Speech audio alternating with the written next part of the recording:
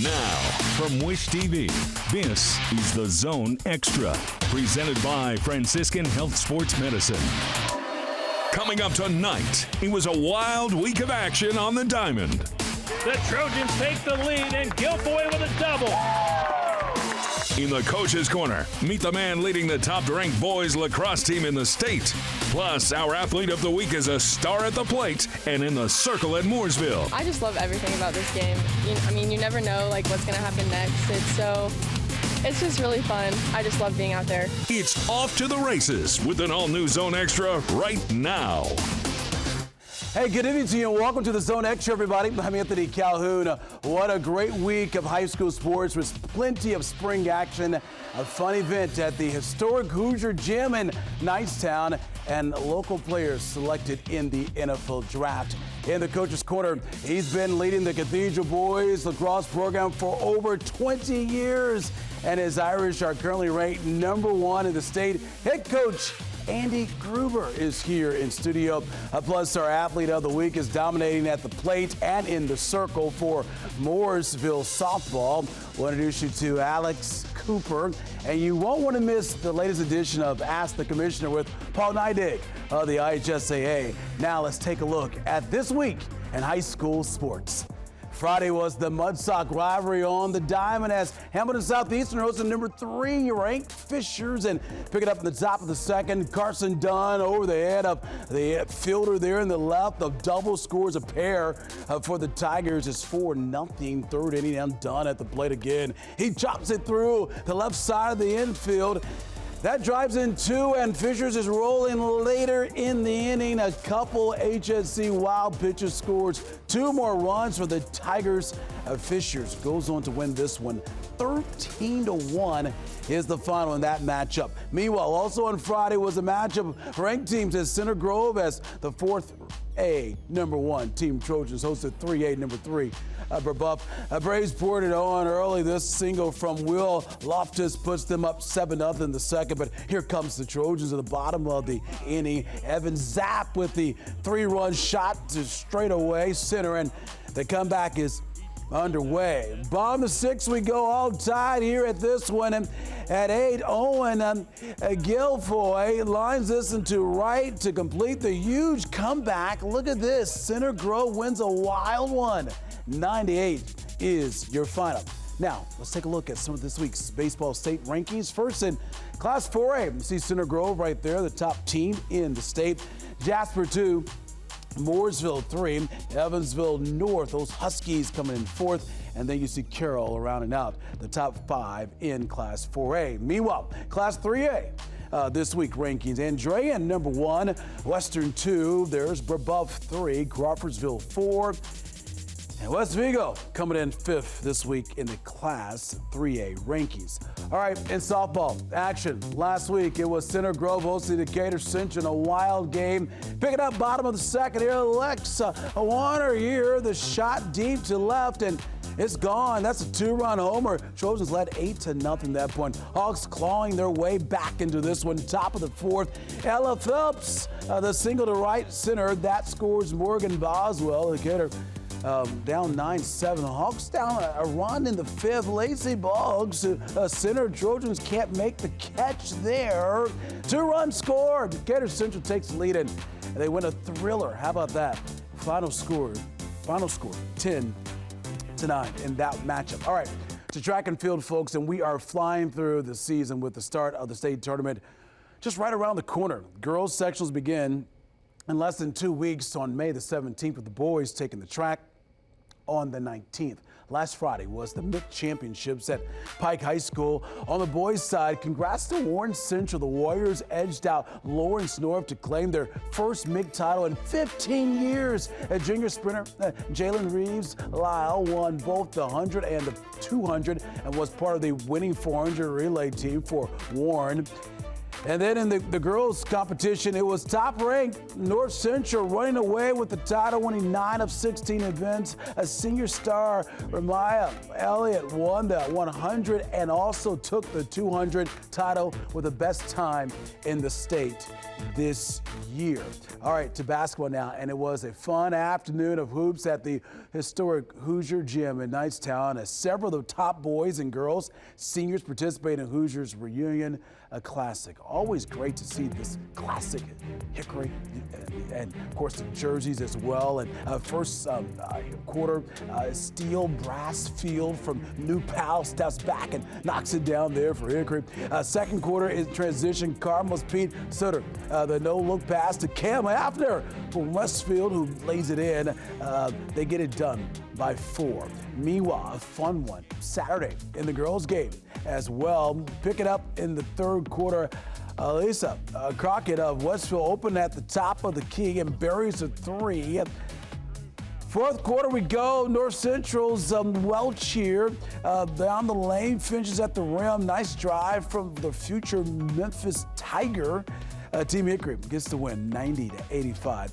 They get the win. Meanwhile, exciting news Monday from IHSAA as the organization voted unanimously, folks, to add both girls wrestling and boys volleyball to its emerging sports process. They become the first 2 sports schools, that is, to earn the designation as part of the program approved by last year by the board. While there's still more work to do in order to become officially recognized with the IHSAA state tournaments, it's a big step that has been a long time coming. Just pure joy. I had many alumni that have reached out to me as well as part of the messages that I've received. They're super excited. Former parents of players that I've coached, that they're all sharing the same sentiment, just overjoyed, excited that it's finally an official sport where IHSAA is looking after it. Just a long time coming. It's overwhelming. It's almost a dream come true. We're very super excited to finally be under the umbrella of IHSAA. All right, there's some great news there indeed. Okay, to football now, and it was a dream fulfilled Friday night for a former Warren Central Warrior and Purdue Boilermaker. Wide receiver, how about this? David Bell, was selected in the 3rd round of the NFL draft by the Cleveland Browns. He gathered with his family and friends. It was an emotional moment when he received the call from Cleveland.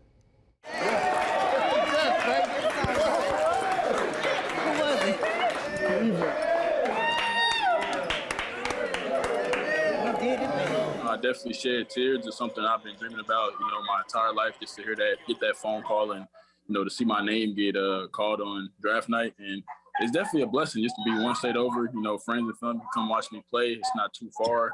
It's close enough, but, it's just outside of the city. You gotta love it. Congratulations to him. Meanwhile, Bell wasn't the only one from Central Indiana drafted last weekend in the 5th round. Former Ben Davis giant Azazi Otamewo was selected as a defensive end by the Vikings. And in the 7th round, Russ Yeast, a defensive back who played at Center Grove, was drafted by the Super Bowl champion, the Rams. Yeast is the first Trojan ever taken in the NFL draft. Congratulations to all those guys living out their dreams. All right, time for a break. We have much more ahead here tonight on the Zone Extra. Glad you're hanging out with us. Up next, it's the Coach's Corner. He's leading the top-ranked boys lacrosse team in the state, Cathedrals, Andy Gruber. He joins us in studio coming up. And still ahead, she's leading when it comes to the state's best in softball teams in the circle and at the plate. We'll introduce you to our athlete of the week from Mooresville High School. So come on back. This is the Zone Extra, presented by Franciscan Health Sports Medicine. The Coach's Corner, presented by Junk King. All right, folks, welcome back to the Zone Extra. Anthony Calhoun here with you tonight. Time now for our Coach's Corner. During his time in charge at Cathedral, the boys lacrosse team has made the state finals 11 times, brought home 5 championships, and this year's squad definitely has a chance to add another title as the top-ranked team in the state. Please welcome to the Zone Extra here tonight, longtime coach of the Irish, Andy Gruber, here with us. Coach, thank you so much for taking the time to join us here tonight on the Zone Extra. And you hear me say all these great accolades about the job yourself and your team has been able to do over the years. First things first, it's got to be pretty special to get a chance to coach the Irish, right? It has been. You know, Cathedral's a great school. I didn't go there, but I've kind of adopted it as my high school. In 22 seasons, you become part of that family, and it's a wonderful school with great athletic tradition. And the lacrosse program, we've just been blessed enough to add to that tradition, add to what makes Cathedral great, and it's a big source of pride for us, obviously, that you just rattled off all that success. Yeah. It's just part of a bigger picture. So 12-4 on the season, ranked #1 in the state. What has this season been like for the Irish and yourself so far? You know, last year we lost in the state semifinals by 1. It was a tough loss for us. I think the boys rebounded well. We have a huge senior class and just great kids, a lot of multi-sport athletes, names that I'm sure might ring true with a lot of people who are familiar with high school sports. Jeffrey Utzinger, who was City Player of the Year, is one of our top players. We have a couple of guys next year going Division I for lacrosse. And just a lot of talented young guys who have just been focused and really have continued the tradition of a great culture that we have in our program. It's a lot of pride for us. We have a long way to go still, but you know, I think we're on the right track. Yeah, you know, at the end of the day, it's getting there for that state championship, having a chance to play for a state title. You talk about 19 seniors on your team. That is amazing. That's the leadership I'm sure you're looking forward to, especially when you go into the postseason, right? It's exactly right. You know, in Indiana, the boys lacrosse tournament is seeded. So the regular season is a tournament in and of itself. We have Hamilton Southeastern, Carmel High School, both those teams are just phenomenal. And we're able to get on the right side of the ledger against Hamilton Southeastern earlier. We have Carmel coming up. And we're going to have to go through possibly those teams again to win a state title. The boys know this. It's exciting. It's going to be an exciting May. We love the month of May in lacrosse, whether in high school or in college. It's great. All right, hey, let's take a look at the upcoming schedule for you guys coming up, and you talk about just how competitive it is here, especially in central Indiana. You look at the matchup coming up, May the 6th through the 7th. That's over in Ohio. Then you got Zionsville. You talked about Carmel. You got Fishers. What is your game plan? What message do you send to these guys as you continue to gear up for the postseason? Well, it's that Carmel game on May 13th. It's really going to determine who's the #1 seed in the state. It's going to be a great environment. 20-plus years of playing that Carmel Cathedral rivalry is phenomenal. Anybody interested in ever wanting to know what high school lacrosse is about in Indiana, come to that game, 7 o'clock at Carmel High School's Lacrosse and Soccer Stadium. Yeah. It's a great night. The weather's supposed to be great. It's going to be intense. It's going to be a high energy. And you're going to see 2 really high quality teams, great coach teams. And it always comes down to a goal or 2. It's going to be a lot of fun. I cannot wait to be involved in another one. It's supposed to be a hot week next week, so it should be a lot of fun seeing those guys go to work. I want to talk about you and just your opportunity to coach there at Cathedral. We know it's such a great program in so many sports, and especially there when it comes to lacrosse. How much joy are you having to get a chance to be able to lead these young men? It's so much fun. You know, I've had my 2 older boys go through the program. That was just a very special experience. My youngest is a junior on the team now. Hundreds of guys have gone through in 20-plus years, and it's been so much fun following them as they get older. They have children now. It's so much fun. As my wife teases me constantly, I'm a godparent to more kids than I know. But it's a great experience, and it's one that I'll forever cherish. And I got to make it fun for the boys, make it a special experience for them. All right, and before we let you get out of here, what is your message to your team? What have you been telling them? Because I know, listen, once you get there and you get as close as you guys got there last year, you want to get right back and get it done. What have you been telling the guys? Our focus right now, play to your potential. And that potential is something that the boys haven't hit yet and probably mentally don't even understand. I think they're going to get that opportunity on May 13th, and as the season progresses, that potential is going to really hit the ceiling. We're excited about it. All right, Coach, hey, thank you so much for joining us here on the Zone Extra. All the best of luck to you guys, and I know it's going to be a good one coming up next week when you guys get set to take on the Greyhounds as well. I appreciate it. Thank you. All right, we're going to take a time outside here tonight. On the Zone Extra is our athlete of the week. You know, she excels as a hitter and a pitcher, and is a key reason Mooresville softball is ranked 3rd in the state. Up next, meet Junior. Alex Cooper. Plus, we reveal our play of the week. This is the Zone Extra, presented by Franciscan Health Sports Medicine. Welcome back to the Zone Extra. Anthony Calhoun here with you tonight. Mooresville softball entered this week with an impressive 17-2 record and ranked third in the state. One key reason for the success of the Pioneers has been the excellent hitting and pitching from junior Alex Cooper. Now, offensively, Cooper leads the team in many categories, including home runs, batting average, RBIs, and stolen bases. With several games still remaining, she has already set the single-season program record for homers.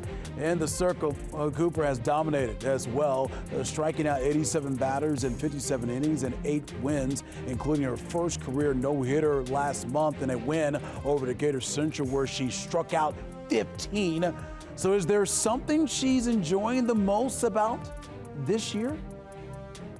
I just love everything about this game. You never know like what's gonna happen next. It's just really fun. I just love being out there. I've grown a lot more. I've gotten a lot stronger. So I'm just a lot more confident. The no-hitter against Decatur Central was my favorite. Decatur's our huge rival every single year, and I've never been a part of one against a rival like that, and Decatur's just hard to beat year in and year out. Not only was it like my first no-hitter for Mooresville, but it was my first no-hitter ever, so it was a really big accomplishment. And I mean, it wasn't like it was against a bad team. I can change it up however I feel, so like I'm not throwing the same thing every pitch, or I'm not throwing the same speed, so it's just keeping the hitters off balance. She's just one of those rare athletes that it's hard to find. She was just absolutely gifted in the game. She just works hard at it. She's very, very competitive. She hates to lose, and I think that makes her a special, special player. What a story right there. In a couple of years, how about this? Cooper will continue her softball journey just down the road at IU. Best of luck to her. Time for a break, but more still to come here tonight on the Zone Extra. Up next is the latest installment of Ask the Commissioner with Paul Neidig of the IHSAA. This is the Zone Extra, presented by Franciscan Health Sports Medicine. All right, back here on the Zone Extra, now it's time to Ask the Commissioner. Each week, we take one of your questions to IHSAA Commissioner Paul Neidig and bring you his answer. Here's this week's question. What first helped a young Paul Neidig develop a love for sports? Yeah, I got to tell you, I grew up in, as for the older audiences will understand this, that Norman Rockwell as you could. I grew up in a community where we had a neighborhood group of kids that were all the same age, and you name it, we played it, whether it would be basketball at somebody's court or walk up to the school or ride our bikes there or on the church lot playing wiffle ball. We always competed as young kids, and we didn't know about an education-based system of athletes, but we knew that we liked being with each other, we liked being buddies, and we liked participating. And then I'll often speak of Coach McPherson, my high school basketball coach, who taught me how to dream. Herb taught me to see something beyond what I thought I could be. And I think that is where I truly found the love for the game of basketball, a love of sports, but it also allowed me to love giving back and become a teacher and a coach along the way. We love hearing from the Commissioner, Paul Neidig. Hey, thanks again to the Commissioner for joining us. Hey, don't forget, if you have any questions for the Commissioner, just submit your questions right there. You can tweet at us, or you could use the hashtag there as well. Who knows, your question may be here on a future show for the Zone Extra. How about that? Now it's time to take a look at our play of the week. Each week we feature one of the top plays from the world of high school sports in Central Indiana. Plus, we want you to get involved with the segment. First, here's this week's top play from the Hoosiers Reunion Classic. Pick and roll action here. Fletcher Lower here with the no-look pass to Logan Guard, who throws it down. Take it again. A look at it again, that is. Wow, nice play there. Gets it done there. That's this week's play of the week. So if your video, it could possibly be featured here on a future Zone Extra show, play of the week. Here's what you got to do. Tweet us the video using the hashtag Zone Extra. Tune in on Thursday night to see if your submission becomes our play of the week. All you got to do, check out the information that is right there on the screen. All right, folks, that is going to do it for the Zone Extra here tonight. Once again, thank you so much for watching. Don't forget, you guys know the deal. We are here every Thursday, 7 o'clock, right here on Wish TV. Thanks for watching, everybody. Have a great night. We will see you back here next week, same time, same place.